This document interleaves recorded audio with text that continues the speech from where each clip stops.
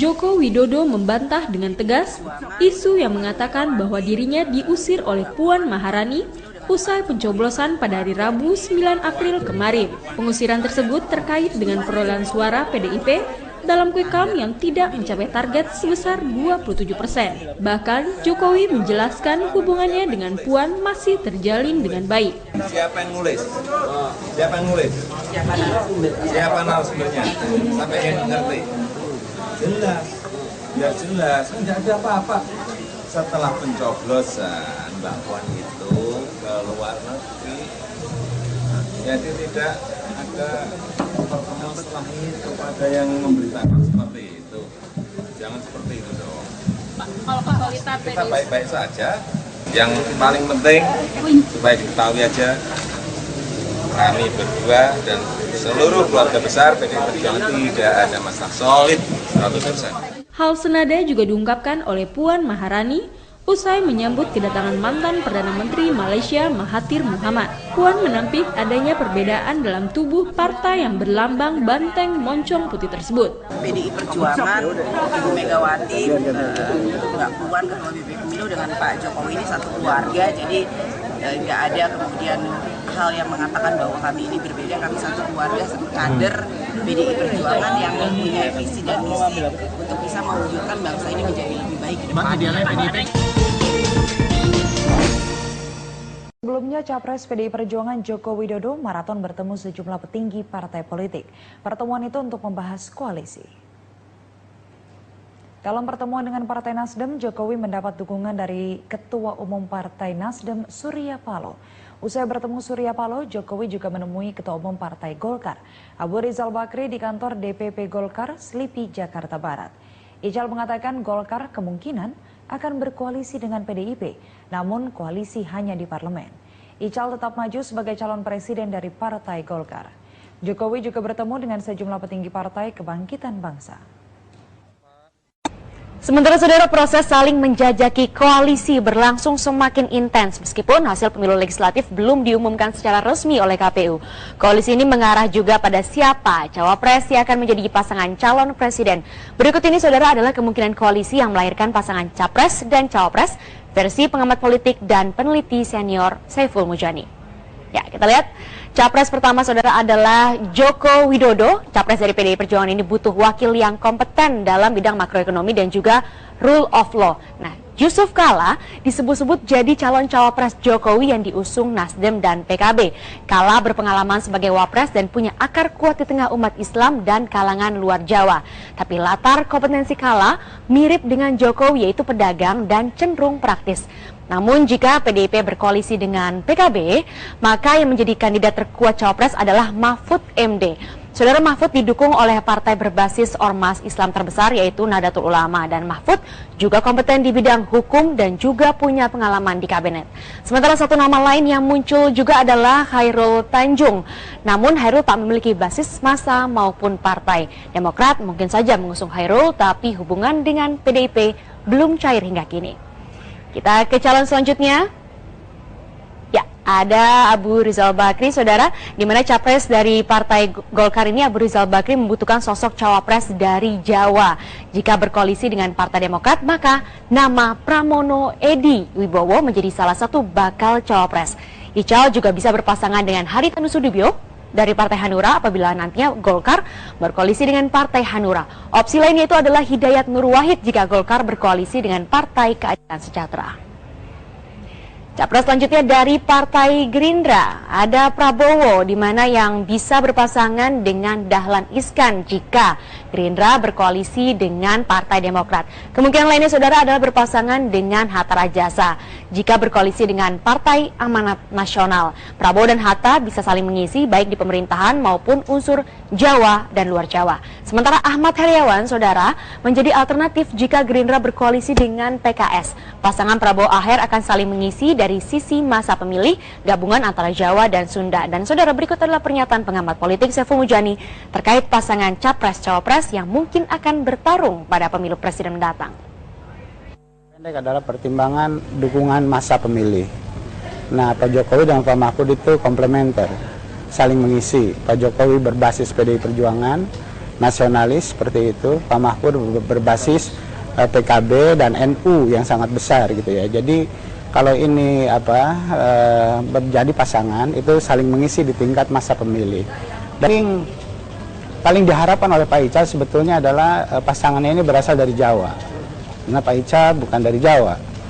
Itu pertama. Kalau bisa, karena Pak Ical sipil adalah tentara. Di pengalaman pemerintahan, ekonomi kayak begitu, udah cukup senior. Pak Prabowo yang tidak punya pengalaman di pemerintahan, tapi dia dinilai oleh orang punya visi tentang Indonesia. Kira-kira. Sementara itu, Joko Widodo menilai masuknya materi tentang dirinya dalam soal ujian nasional merupakan serangan politik, karena menurut Jokowi hal itu bisa membuat persepsi negatif di tengah masyarakat. Kan orang kan ingin membangun persepsi yang negatif kan, kelihatan sekali. Karena mencari-cari kesalahan, mencari-cari kesulitan, jadi ya dibuat-buat gitu loh, dibuat. Karena nggak ada rekodnya ya kan, dia dibuat. Ini berkaitan dengan pilpres dari lawan. Saya ini sebetulnya santai-santai saja, tetapi kalau seperti nggak diurus, nanti orang berpikir Jokowi diserang, sabar aja kok gitu. Pemirsa, munculnya nama Joko Widodo di dalam soal ujian nasional bidang studi bahasa Indonesia untuk siswa SMA dan sederajat ditanggapi beragam oleh para siswa. Ya, dan sebagian menganggap materi soal tersebut wajar, namun ada pula yang menilai munculnya nama Joko Widodo dalam soal ujian mereka merupakan bentuk kampanye terselubung. Menurut saya sih layak-layak aja selama kita bisa menjawabnya dengan baik gitu. Kalau menurut saya enggak. Kenapa?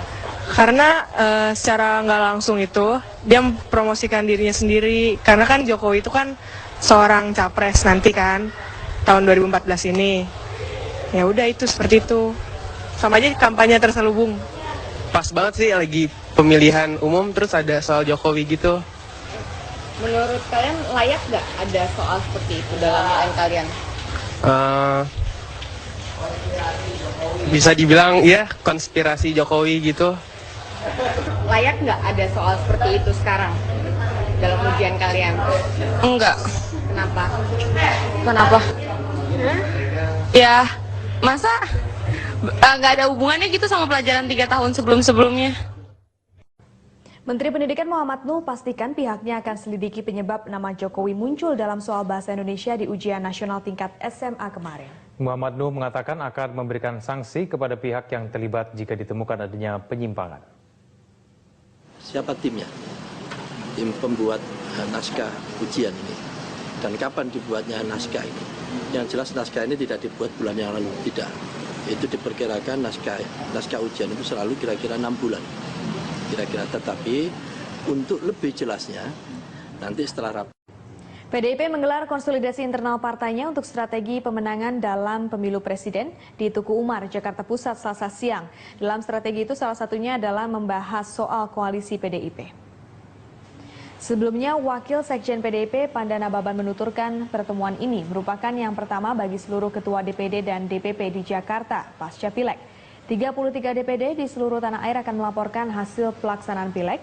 Tercatat Sumatera Utara sebagai wilayah dengan perolehan suara tertinggi untuk PDIP. Pertemuan ini juga akan mendengar penjelasan Ketua Umum dan tim lobi terkait langkah yang sudah dilakukan menghadapi Pilpres. Menanggapi kabar adanya koalisi dengan Nasdem, Panda menuturkan sempat menawarkan Ketua Umum Partai Nasdem untuk menjadi calon wakil presiden. Kalau 2 bulan yang lalu, ya. Jadi belum ada menetapkan Jokowi, ya. Jadi jauh sebelum lama. Ya. Saya ketemu Surya Paloh, saya udah tanya dia, gitu loh. Bahwa sedia nggak jadi wapres, gitu loh. Ya. Waktu itu ada Ferry, ada Ali, ada saksi berapa orang lah saksi. Dia bilang, enggak lah, ya, bukan aku yang jadi wapres, dia bilang gitu. Waktu itu. Ya. Ya. Jadi sekarang gini? Apa? Maka itu kita dengar dulu nanti. Pemirsa, komunikasi politik mulai dijalin sejumlah partai politik untuk membangun koalisi menghadapi Pilpres Juli mendatang. Seperti apakah hitung-hitungan koalisi yang mungkin terbangun di antara parpol berdasarkan hasil pemilu legislatif pada 9 April lalu? Kita lihat bersama pemirsa bagaimana kemudian hasil pemilu legislatif 9 April lalu berdasarkan perhitungan cepat ataupun quick count. Ada 3 partai yang masuk dalam 3 besar seperti itu. Kita lihat yang pertama adalah PDIP dengan memperoleh suara 18,89%, kemudian Golkar memperoleh 14,98% suara, dan juga Gerindra yang memperoleh 11,96% suara. Tapi kita lihat bagaimana partai yang kemudian masuk dalam posisi 3 besar ini ternyata tidak ada satupun yang meraih 20% suara pada pemilu legislatif berdasarkan perhitungan cepat. Maka ini artinya tidak ada satupun partai yang bisa mengusung sendiri capres dan cawapresnya. Dan ini artinya juga bahwa partai-partai politik ini kemudian pilihannya hanya satu, yaitu berkoalisi. Nah, kita akan kemudian melihat beberapa skenario peta koalisi yang mungkin terjadi pada saat Pilpres nanti. Kita mulai dari PDIP terlebih dahulu. Jika kemudian PDIP berkoalisi dengan Partai Nasdem yang memperoleh suara 6,66%, ya kita lihat hasilnya. Koalisi antara PDIP dan juga Nasdem akan memperoleh 25,55% suara. Dan hampir pasti jika koalisi ini yang terbentuk, maka yang akan maju sebagai calon presiden adalah Joko Widodo. Namun hingga kini bursa nama bakal calon wakil presiden belum satupun yang mengerucut disebut sebagai calon kuat cawapres bagi Jokowi. Kita beralih ke skenario selanjutnya, yaitu Partai Golkar. Partai Golkar ini jika kemudian berkoalisi dengan PKB yang memperoleh 9,07% suara pada pemilu legislatif lalu, ditambah kemudian berkoalisi juga dengan Hanura yang memperoleh 5,15% suara. Kita lihat pemirsa, kemungkinan perolehan suaranya adalah sekitar 29,2% suara. Dan kemudian yang akan maju kemungkinan diusung sebagai pasangan capres dan cawapres adalah sang Ketua Umum Golkar Abu Rizal Bakri, dan cawapresnya adalah Muhaimin Iskandar dari PKB. Sedangkan kita lihat koalisi yang terakhir dari Gerindra yang disebut sebagai koalisi tenda besar yang kemungkinan akan menggandeng Demokrat. Kita lihat Demokrat pada pemilu legislatif lalu berdasarkan hasil quick count memperoleh 10,02%. Selain itu Gerindra juga kemungkinan akan menggandeng PAN yang memperoleh suara 7,65% suara. Dan kemudian PKS yang memperoleh 6,89% suara. Dan selanjutnya berkoalisi kemungkinan dengan P3 yang memperoleh 6,32% suara. Kita lihat jika koalisi tenda besar ini memang terjadi, maka koalisi ini akan mengumpulkan suara 42,84% suara. Dan kemungkinan besar pasangan capres dan cawapres yang akan diusung adalah Prabowo dan juga Hatta Rajasa sebagai calon wakil presiden. Dan pemirsa, itulah prediksi peta koalisi yang mungkin terjadi pada saat pemilu presiden mendatang.